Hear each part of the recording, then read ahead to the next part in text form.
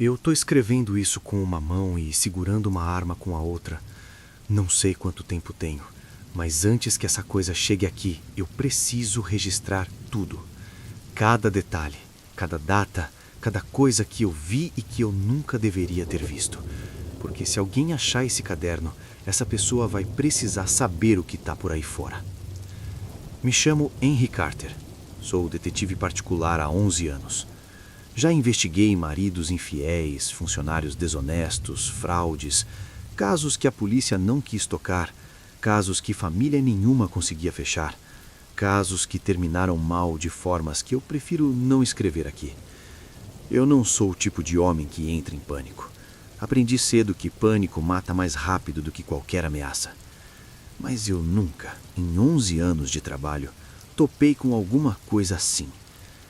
Vou escrever tudo em ordem, do começo, com data e hora onde eu tiver, porque isso aqui não é só meu relato, isso aqui é evidência. Dia 3 de outubro. Uma mulher entrou no meu escritório às 2 da tarde, sem ter marcado horário. Se apresentou como Mara, não deu sobrenome. Sentou na cadeira do outro lado da mesa e ficou me olhando por um tempo antes de abrir a boca, como se estivesse decidindo se podia confiar em mim. Quando falou, foi direto. Eu moro num prédio onde pessoas estão desaparecendo na região, e eu acho que sei quem está fazendo isso. Eu já tinha ouvido falar nos desaparecimentos. Todo mundo na região tinha ouvido. Em 6 meses, 11 pessoas tinham sumido sem deixar rastro. Nenhum corpo encontrado, nenhuma pista concreta. Os jornais locais estavam exagerando, como sempre fazem, e as famílias estavam desesperadas, como sempre ficam. Eu perguntei para Mara quem ela achava que era o responsável. Ela disse: uma mulher que mora no apartamento 307 do meu prédio. Ela se chama Helena. Pelo menos é o que está escrito no interfone. Perguntei o que ela sabia sobre essa Helena. Mara respirou fundo antes de falar, como quem sabe que vai parecer louca, mas vai falar do mesmo jeito. Ela mora lá há 8 meses. Nesse tempo todo eu nunca vi ela comprar comida, nunca vi ela jogar lixo fora, nunca vi ela com ninguém. Não tem barulho nenhum vindo do apartamento dela. Mas toda manhã, às 5h42, a luz acende por exatamente 4 minutos, todo dia, sem falhar uma vez. Perguntei como ela sabia o horário com tanta precisão. Ela disse que não conseguia mais dormir direito desde que os desaparecimentos começaram. Que ficava acordada de madrugada olhando para o prédio em frente pela janela do quarto dela. Que o prédio dela e o 307 tinham janelas que se encaravam. E tem mais, ela disse. 2 dos 11 que sumiram moravam no mesmo prédio que ela, um no 2º andar, um no 4º. Não foi noticiado assim porque as pessoas não se conheciam, os jornais não conectaram, mas eu conheço, eu sei quem morava lá. Perguntei se ela tinha ido à polícia. Ela hesitou antes de responder. Já, fez uma pausa curta. Mas eles não me levam a sério. Perguntei o porquê. Ela desviou o olhar. Já tive problemas com eles antes, nada grave, mas o suficiente para eles acharem que eu exagero. Ela voltou a me encarar. Mas isso aqui não é exagero. Eu acreditei nela.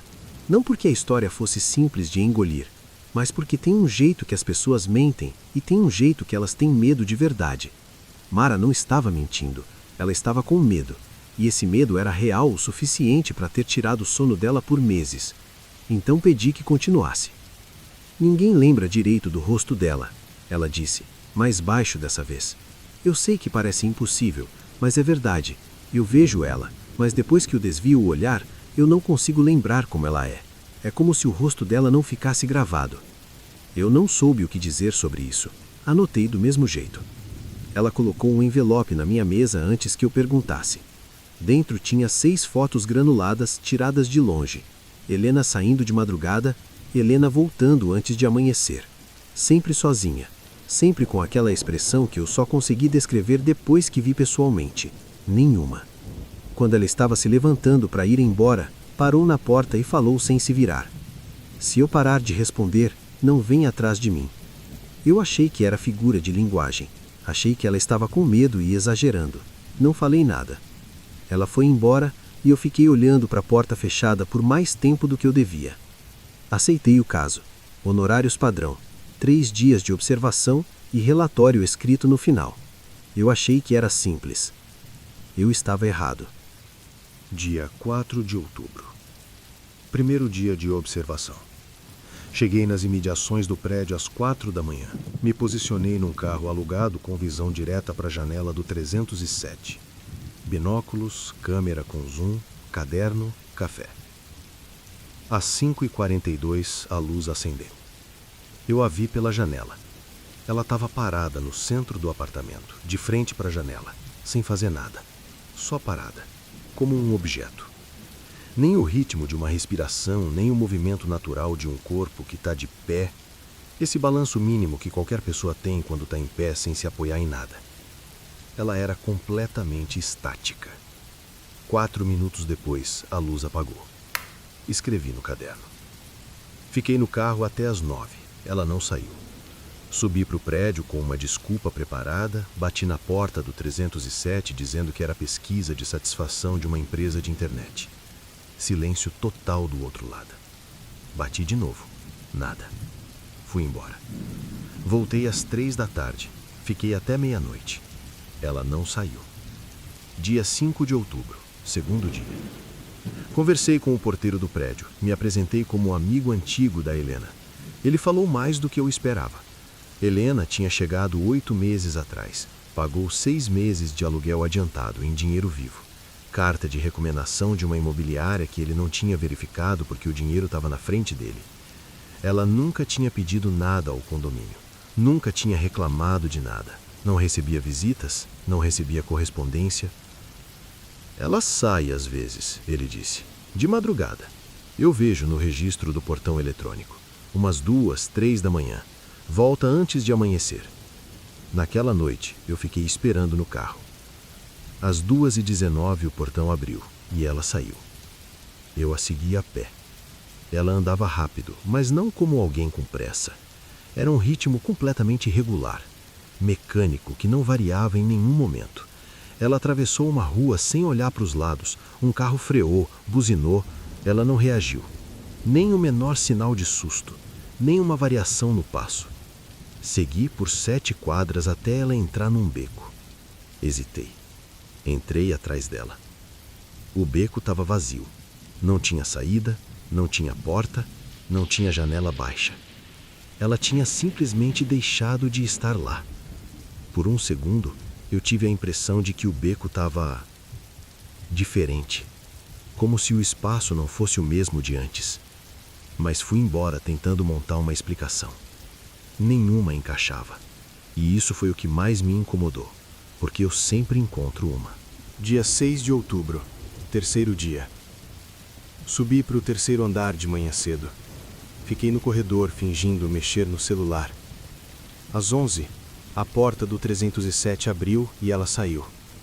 Era a primeira vez que eu a via de perto. Cabelo escuro, liso, altura mediana, roupa simples, o rosto completamente neutro, nem tenso nem relaxado. Só neutro, como uma máscara bem feita.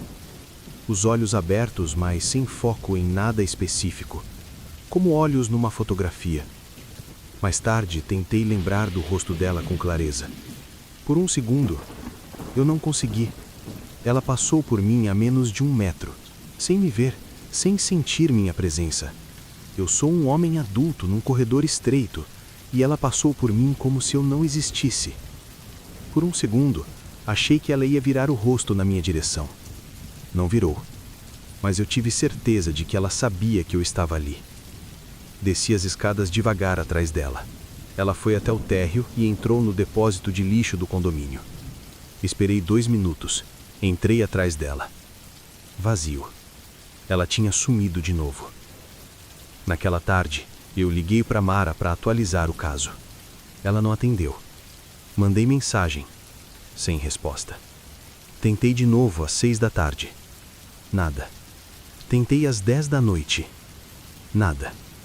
Eu não quis pensar no que isso podia significar. Mas pensei de qualquer jeito. E lembrei do que ela tinha dito na porta do meu escritório. Aquela frase que eu tinha descartado como exagero. Se eu parar de responder, não vem atrás de mim. Dia 7 de outubro. Hoje. De manhã cedo, fui ao prédio da Mara verificar o que havia acontecido com ela. O porteiro me disse que ela não havia saído no dia anterior e não havia atendido quando alguém bateu na porta dela. O apartamento estava trancado por dentro. A polícia havia sido chamada e estava investigando. Mais um desaparecimento. Eu fui até o prédio da Helena, determinado a entrar no 307. Eu sabia que estava ultrapassando o limite do que é legal. E eu não me importei. A fechadura levou menos de 2 minutos. O apartamento estava escuro, cortinas fechadas. Mas mesmo com a pouca luz das frestas, eu vi o suficiente. Não tinha comida, não tinha produtos de higiene, não tinha roupas. O colchão no chão não tinha lençol nem travesseiro. Não havia nenhum objeto pessoal em lugar nenhum. A única coisa na sala era uma cadeira virada para a parede. Eu tirei fotos de tudo. Estava saindo quando vi as marcas no corredor interno do apartamento. Nas 2 paredes do corredor, na altura do meu peito, havia marcas de dedos. Nos 2 lados ao mesmo tempo, como se alguém tivesse caminhado pelo corredor com as mãos espalmadas nas 2 paredes. Mas as marcas não correspondiam a uma mão humana. Os pontos de pressão estavam errados, espaçados demais, e havia 6 marcas por mão. 6 dedos. Fotografei e saí. Eu deveria ter ido embora. Deveria ter voltado para o meu apartamento, montado o relatório e passado tudo para a polícia. Mas eu precisava de uma prova real, algo que ninguém pudesse ignorar. Voltei ao prédio naquela noite e subi para o telhado, que tinha visão direta para a janela do 307. Eram quase meia-noite. O apartamento estava escuro. Às 12h48, a luz acendeu. Eu coloquei os binóculos nos olhos. Helena estava no centro do apartamento de costas para a janela, de pé, estática, como sempre. Mas dessa vez tinha algo diferente. Havia um homem ajoelhado na frente dela. Não dava para ver o rosto dele, mas tinha algo familiar. Eu já tinha visto aquele rosto antes, em uma das fotos dos desaparecidos. Mas dava para ver que ele estava imóvel, de um jeito que não era natural para ninguém que tivesse consciente. E então, Helena abaixou a cabeça na direção dele. E a pele dela abriu. Não como um ferimento, não como algo violento ou sangrento. Abriu como um zíper, do topo da cabeça descendo pelo pescoço, pela espinha, se separando nos 2 lados como um casulo que racha. E de dentro daquilo saiu outra coisa. Eu não consigo descrever direito o que eu vi, porque o meu cérebro não tem uma gaveta para colocar aquela imagem. Era grande demais para ter cabido dentro daquela pele. Era escura, com uma forma que não era completamente definida, que mudava levemente conforme se movia, como se o corpo dela não tivesse decidido ainda qual era o formato certo. Os membros eram compridos demais, a cabeça era larga demais. Ela ficou sobre aquele homem e eu virei o rosto. Quando olhei de novo, o homem não estava mais lá. E a coisa estava se colocando de volta dentro da pele da Helena, como alguém vestindo uma roupa. Com cuidado, com prática, como quem já fez aquilo muitas vezes. Eu desci do telhado correndo. Vim direto para o meu apartamento. Pensei em ir embora, sair da cidade e desaparecer antes que ela viesse atrás de mim. Mas se eu fosse, ninguém ia saber. 2 horas atrás, meu celular tocou. Número desconhecido. Eu atendi sem pensar. Silêncio. Depois, muito baixo, uma voz que eu reconheci como a voz da Helena disse meu nome completo. Henry Carter. Eu nunca me apresentei para ela. O porteiro não sabia meu nome real. A única pessoa que soube quem eu era a Mara. E a Mara sumiu. São 11 da noite agora. Eu escrevi tudo aqui. Cada data, cada detalhe, cada coisa que eu vi. As fotos estão dentro desse caderno junto com esse relato. Se alguém achar isso, as fotos são reais. O que eu descrevi é real. Eu não sei o que é essa coisa. Não sei de onde veio. Não sei se é a única. Não sei se tem mais por aí usando pele de gente para se misturar, saindo de madrugada, voltando antes de amanhecer, com a luz acendendo de manhã cedo por exatamente 4 minutos, enquanto o que tem dentro daquela pele faz o que quer que faça nesses 4 minutos. O que eu sei é o que eu vi. E o que eu vi foi uma criatura que aprendeu a parecer humana com uma precisão assustadora, que se alimenta de pessoas, que já devorou pelo menos 11 nessa região, talvez mais, que descobriu quem eu sou antes que eu descobrisse o que ela é. Mara tentou me avisar. Ela sabia do risco desde o começo. Me disse para não ir atrás dela se parasse de responder. Eu não levei a sério. Devia ter levado. O caderno está fechado agora. A caneta está em cima da mesa. A arma na minha mão. Carregada. Seguro desligado. Olhei para o relógio. 0:54. E alguém acabou de bater na minha porta. E eu ouvi a voz da Mara.